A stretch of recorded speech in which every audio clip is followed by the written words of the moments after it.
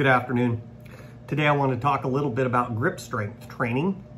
I've got 1, 2, 3, 4, 5, 6, 7 different grippers here, starting with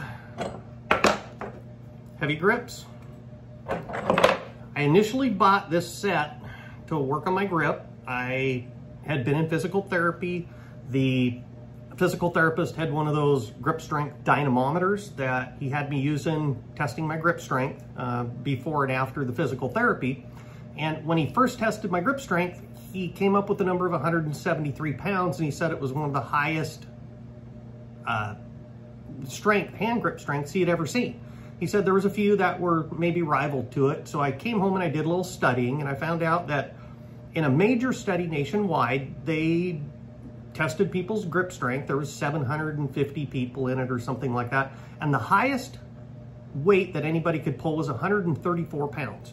So I bought a 100-pound grip strength trainer. That'd be this guy here. You can see the wires are pretty small in it.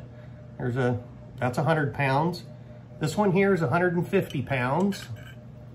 And then this one is 200 pounds. I've got one more here that I also work with. This one is 250 pounds. So you can kind of see the size of the wire determines how hard they are to pull. The 100-pound, when I got it home, is just like easy. It's like a joke. So I put that one away and I never used it. And I've had these now for probably 3 years, something like that, 4 years. And then I tried the 150, and again, it's just ridiculous. So I put that away. And I started with the 200. I'm not gonna do that one right at the moment, and this one's 250 pounds. So when I found that my grip was improving and getting a little better, I went to a different kind of a gripper. These are called Heavy Grips. I'm not sure if you can read it in there. I'll move that around a little bit so you can see it. But that's a Heavy Grip gripper. These are Captains of Crush. These are a certified rated gripper that is standardized for use in grip strength testing and training. This is a COC 2, which is around 195 pounds rated, close to 200. You can see the difference in the width of these. So the Captains of Crush require a wider grip, much narrower, the Heavy Grips. So Captains of Crush, much wider, takes more to get them set. There's a couple different grips that people will do, a couple different sets. One is they'll put the grip in their hand with one, they'll get it set where they want it, and then they'll actually squeeze it and set it to get it ideally positioned for the grip. I don't recommend that. I do what's called a table no set. So the gripper's laying on the table, you pick it up with one hand. You don't touch it with the other hand. Usually on most grippers, there's gonna be one side of the gripper is gonna come, and then it's gonna turn really quick and be straight. You can see it better on the Captains of Crush. This side here, if you look at it, it's just nice and round, smooth rounded, but when you turn it around, see it comes around and then all of a sudden it makes a straight line right there. There's just a little edge in it. So that's the part that you want forward. Let me rephrase that, sorry. That's the part that you want towards your hand. So a table no set, you pick it up, one hand, do not use the other hand to grip it, put it in your hand and close it, okay? That's a 200-pound gripper. It's way easier than a Captains of Crush 200. So let's see what we can do here. Let me find the number 2. This is a 2.5, which is 237.5 pounds or something. This is a Captains of Crush number 3. I cannot close this one yet. This is a Captains of Crush number 2. This is your 195 pounds. So I pick it up, just laying flat, pick it up with your hands, get it ready, and then just squeeze it shut, okay? Gotta make the ends touch. I cannot close a 2.5 Captains of Crush yet. I'm not there. I can get it close, but some days I'm closer than others. Some days it's really hard. This is a 2.5. No, sorry. I got the 3. Can't come close on that one yet. Here's the 2.5. Find the flat, move it towards the back of your hand, and then give her a squeeze, and I can only get that one some days within about an eighth or quarter of an inch, but it's very difficult.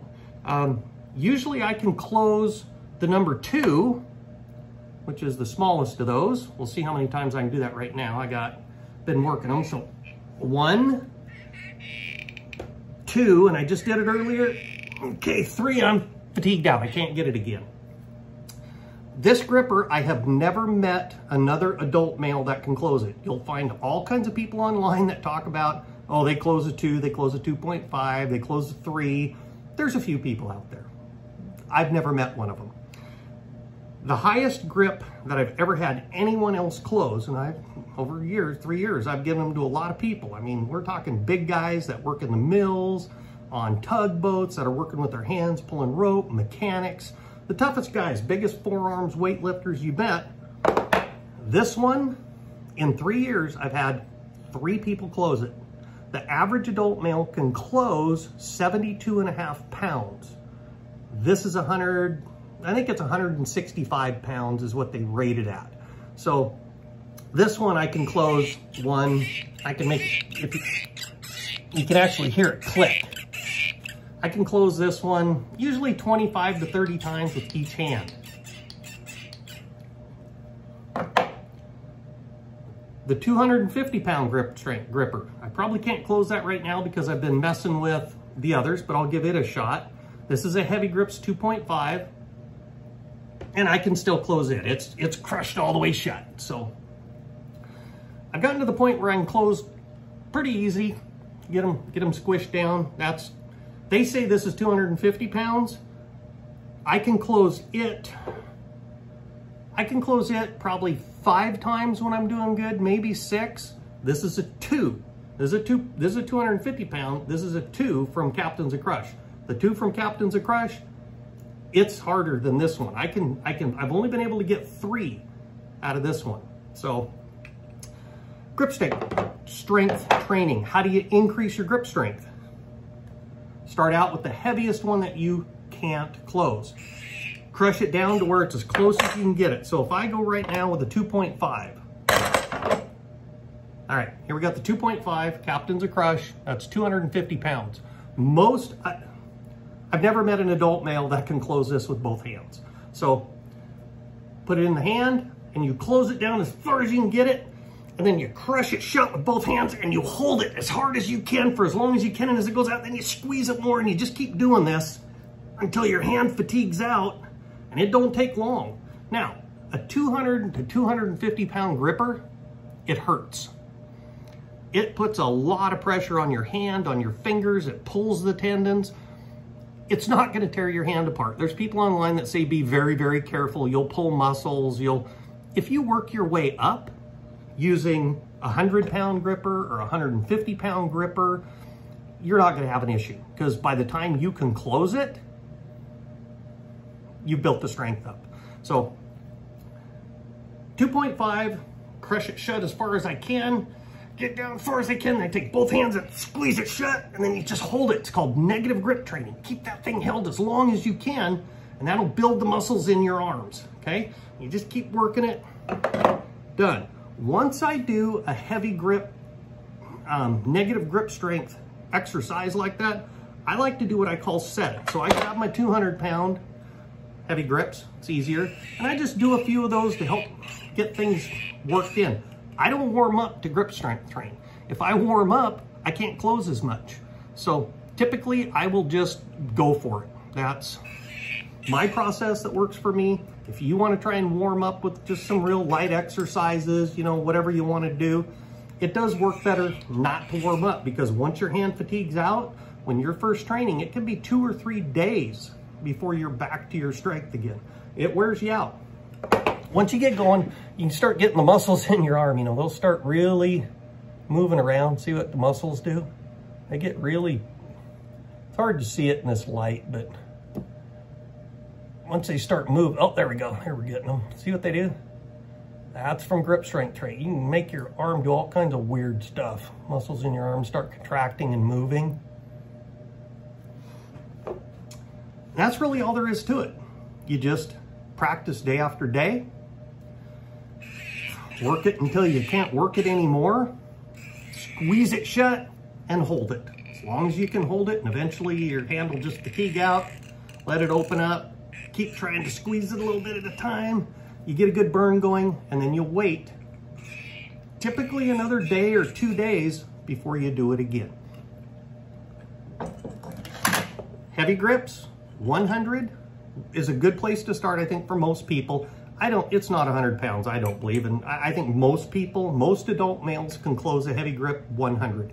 If you have to work up to it, that's fine. Get up to it. Move up to the 150 when you can. You're gonna do, I could do about 20 reps on the 200 before I could close the Captain's of Crush number 2. So this guy here, COC number 2. Here's the Heavy Grips 200 right here. I could close this one about 20 times before I was ever able to close this one. And this is a 2. So Heavy Grips is easier. It's a little narrower. It's good for small hands. These are real wide. You gotta work it in and really be able to work that baby down. I can't even come, you saw me close it earlier. Check this out, after grip strength training, here's how far I can close it. I can't get it any farther. Left-handed, and you saw me, I closed it 3 times earlier, and here I'm gonna help with the other hand and even set it a little bit. That's it, done. I'm fatigued out. So it's real easy to see when you're done. It's easy to know when you're getting there, because again, you start getting up to a 200-pound grip strength trainer, it hurts. And you have to do a lot of training and a lot of exercising to get your hand to where it can handle the tension, the pain. It does push. I don't recommend using, some people put leather on them and some, to practice. No, the heavy grips have a more knurled handle, again, for training and learning. It's got a much rougher textured surface, so I recommend those. They work really good to get your hand conditioned. The other things you can do to condition your hand are hand exercises. Just smacking your hands like that, working the grippers. I do a lot of conditioning with what's called Dit Da Jiao. It's an herbal tincture. Like when I'm working my knuckles or take it and I use my palm and you push. You work the knuckles into your palm like this. You're not actually pushing your palm so much on the knuckles. You're pushing your knuckles into the palm and you're just grinding them and pushing each other together. You work that jiao in till they're good and till the jiao wears out. Then you just take a little bit more. I usually use 3, 4, 5 drops or something on a whole knuckles. If I'm just doing 1 or 2 knuckles, if I'm doing just my first ones, I'll put a drop on each one, then work them in. It's better to have your hand loose when you work the jiao in. If you have your hand tight, you can't get down in between. Things don't move around enough. You want that skin to move, so you want things relaxed when you're working the jiao in. That hardens up your knuckles, gets them ready for hitting. It also gets your palms toughened up for iron palm. Things like breaking bricks, sticks, boards, just great. It's good training. The harder you train, the more it hurts. The harder you hit things, the more it hurts. So if you condition yourself as you work your way up, grip strength training is one of those that really shows it. You can't close them because it hurts. Once you figure out the process and you understand that it's just going to take some time, grab the grip strength trainers, work them, apply that same process to everything. I use a Macawara. Actually, this block gets punched a lot. I have a Macawara right here. I'm in the process of getting a Silent Fighter from Kelly Warden's hung up. I've got a shop outside that we're working on, get a place to hang that up, so I'm ready to go with it. Heavy bags. I also use what's called a dead ball. It's an old Wilson soccer ball that is full of steel shot and lead BBs. It weighs 38 pounds and it works great for knuckle conditioning. It's just a great tool for working the knuckles, and you hit it, it's solid. There's no, very little give to it, and it absorbs the energy. So it's a great tool for exercising, conditioning. working your knuckles. I like work these two knuckles, plus I like a Wing Chun. I don't just come over the top. I don't just come in with a, you know, just a nice standard punch. I also like a inside Wing Chun, so I work these knuckles also pretty hard. They're typically pretty sore. You know, I don't build calluses like a lot of people do. I have a condition that's called Ehlers-Danlos. I have connective tissue issue. So I don't get calluses. The skin just gets real tough and hard, doesn't tear anymore. I think that's about it, you know. I mean, if you want to get into it, you can start using things like hammers to condition your knuckles. You know, you can hear them. Hear that? Elbows, same thing. Whacking elbows. I use a roller, gets things nice and tight and solid. So when you're striking the bags, when you're hitting, you have to use proper structure in order to hit that hard. In order to be able to hit that hard, you've got to condition your body in order to be able to handle those strikes so they don't hurt. Because when you hit something and it hurts, you start flinching and you start pulling, and you can't train as long. So conditioning is a major part of learning correct tendon structure, okay? Part of that is grip strength training. I know it doesn't seem like it would be that much, but this teaches you where you fatigue out. It teaches you absolute perfect technique, and you can apply those ideas to everything you do in your personal training for martial arts. I am not putting up any empty hand technique yet. At Home Tactical Defense, we will have some really good stuff coming. I'm in the process of building a dojo. You can watch the videos online. It's going to be really pretty. You can see how it looks in here. This is my current training room. I've run out of room. I've got way too much stuff. I've got a school that's going to be starting. I have Sigung that's going to be my Sigung. He's going to be working with his students in the school. I've got a couple of students, some kids, a few adults that are fairly advanced that I'm going to start working with, and we'll see how it goes. We'll start putting up some Kajikimbo technique. We'll start putting up some Tum Pai technique, and we'll be talking a lot about Tai Chi and how it applies to martial arts and self-defense. Tai Chi is not what most people think it is. Tai Chi is inside fighting. Wing Chun is very much Tai Chi-like. Southern Silam Kung Fu is inside fast hands. That's, you know, Silam is hands, and the Southern Kung Fu is typically fast hands. Northern Kung Fu is fast feet, right? Kicks, real whippy, long stuff. Southern is inside tight. Kempo, Moonhop, or Tai Chi. Jeet Kune Do, Moonhop Kune Do. They're all more your inside tight fighting arts that are based on Tai Chi principles. So we'll be doing a lot of talking about removal of target area, extension, relaxation, quick movement, rooting, lots of those things over the next few months. I think school's gonna open about September 1st. So, you know, please stay tuned, see what we got going. It's gonna be fun. A lot of goofy stuff up on the At Home Tactical Defense right now, just kind of letting people get to know me, know what I do, who I am, where I live. I like getting to know people. I like people getting to know me. So if you decide you want to work on your grip strength, which is grip strength in martial arts, boy, if you can get up underneath of a collar and, you know, judo, grab arts, removing grabs, grab defenses, working things out, locking things in.